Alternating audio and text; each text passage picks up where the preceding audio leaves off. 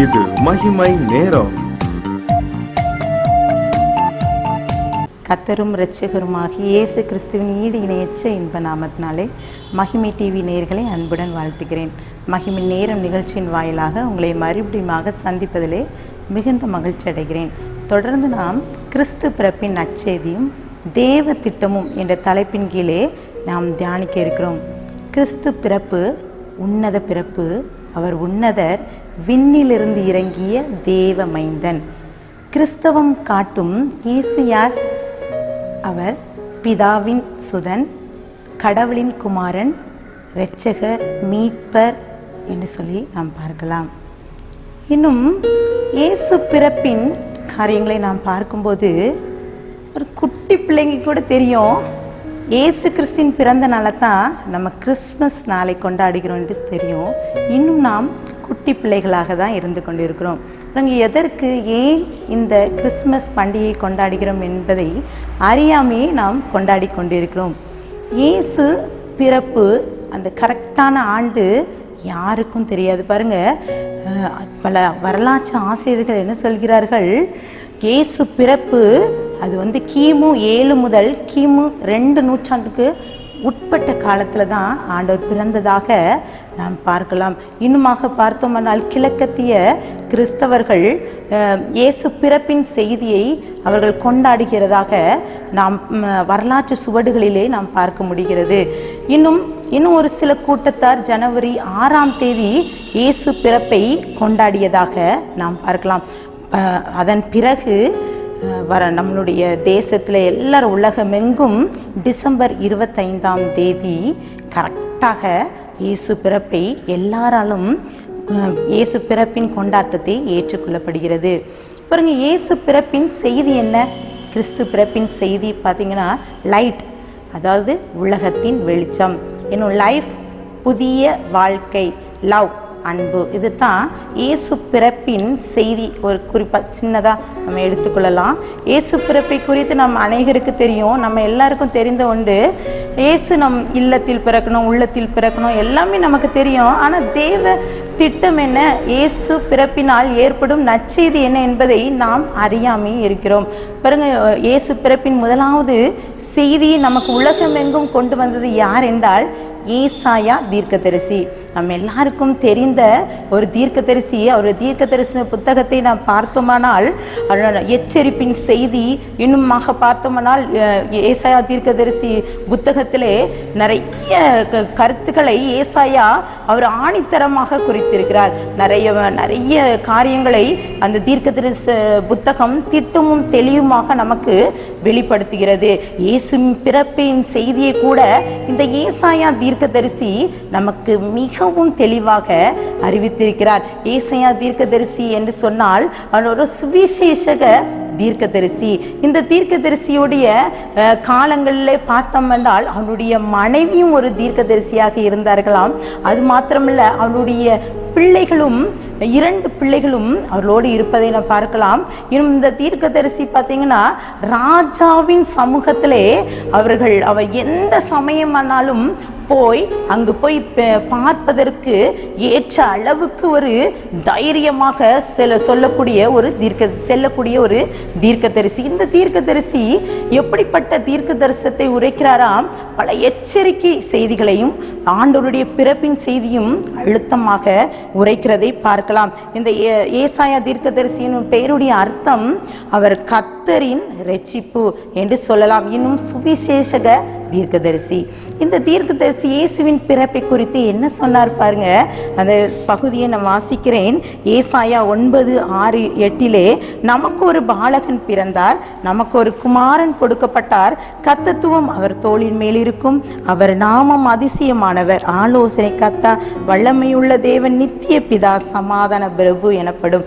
பாருங்க, அவளுடைய இயேசு பிறப்பின் காரியத்தை சொல்வதோடு மட்டுமல்லாமல் அவருடைய பிறப்பின் காரியங்கள், அவர் அதிசயமான அவருடைய அதிசயங்கள், அவருடைய நாமங்களை குறித்து தெளிவாக சொல்கிறார். அது மாத்திரமல்ல, ஏசாயா 11:1 ஈசா என்னும் அடிமரத்தில் இருந்து ஒரு துளி தோன்றி அவன் வேர்களிலிருந்து ஒரு கிளை எழும்பி செழிக்கும் என்று சொல்லி இந்த ஏசாயா தீர்க்கதரிசி அழுத்தமாக சொல்கிறார். பாருங்க, தாவீது வம்சத்துல தான் இந்த இயேசு கிறிஸ்து பிறப்பார் என்பதை திட்டமும் தெளிவுமாக இங்கே ஏசாயா தீர்க்கதரிசி சொல்கிறார்.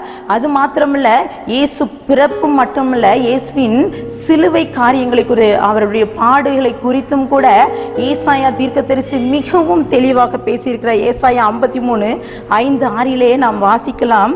நம்முடைய மீறுதல்களின் நிமித்தம் அவர் காயப்பட்டு, நம்முடைய அக்கிரமத்தின் நிமித்தம் அவர் நொறுக்கப்பட்டார், நமக்கு சமாதானத்தை உண்டு பண்ணும் ஆக்கினை அவர் மேல் வந்தது, அவருடைய தழும்புகளால் குணமாகிரும். பாருங்க, இந்த ஏசாயா தீர்க்கதரிசி இன்னும் நாம் சொன்ன இயேசுவின் பிறப்பிலே மிகவும் அவர் துல்லியமாக, திட்டமாக, ஆணித்தரமாக அவருடைய தீர்க்க தரிசனம் இருந்தது.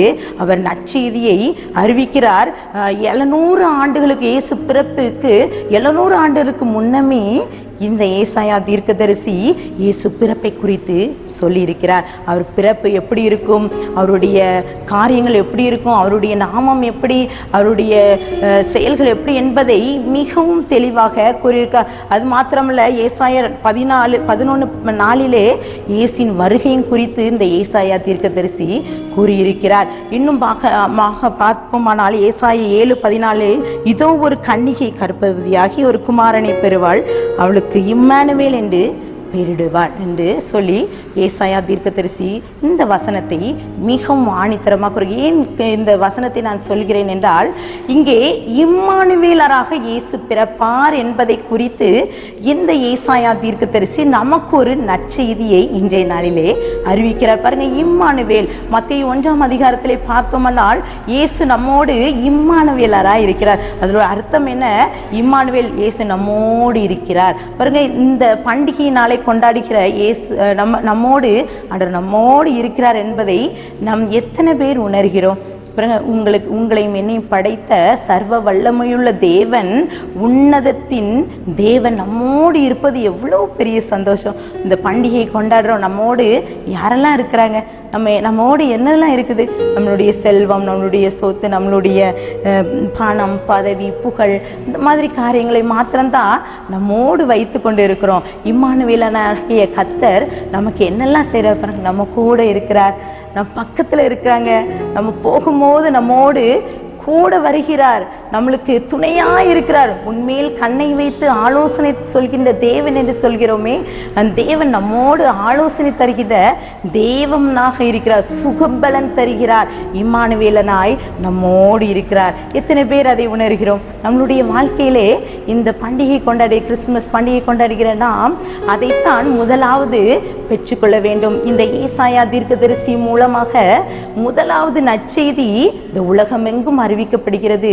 இந்த யூதர்கள் எல்லாருக்கும் ஏசாயா மூலமாக அந்த தீர்க்க தரிசனம் உரைக்கப்படுகிறது.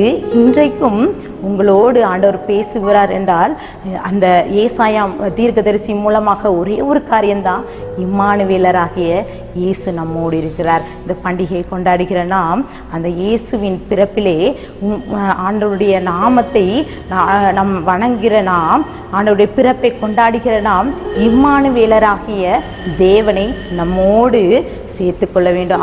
ஆண்டவர் நம்மோடு இருக்கிறார் என்ற நிச்சயத்தை நாம் பெற்று இந்த பண்டிகையை கொண்டாடுவோமா? அப்படியே கண்களை மூடி ஜெபிக்கலாம். அன்பின் பிதாவே, உம்மை ஸ்தோத்திரிக்கிறோம். இந்த வேளையிலையும் கூட கர்த்தாவே, இம்மானுவேலராகிய கர்த்தர் எங்களோடு இருக்கிறீர் என்பதை நாங்கள் உணர்ந்து கொள்ள நீங்கள் கிருபை தாங்க. ஏசாயா தீர்க்கதரிசி மூலமாக நீங்கள் உரைத்தீங்க. இன்றைக்கும் கூட இந்த வார்த்தையை கேட்டுக்கொண்டிருக்கிற பிள்ளைகளோடு உங்களோடு இருக்கிறேன் என்று சொல்லி இந்த நிச்சயத்தை நீங்கள் கொடுத்திருக்கீங்க. அதற்காக நன்றி. இந்த நிச்சயத்தோடு நாங்கள் இந்த பண்டிகையை கொண்டாட நீங்கள் கிருபை தாங்க. எல்லாமே உடைய கரத்திலே கொடுக்கிறேன், தாழ்த்துக்கிறேன், மீட்பர் மூலம் கேட்கிற பிதாவே, ஆமேன்.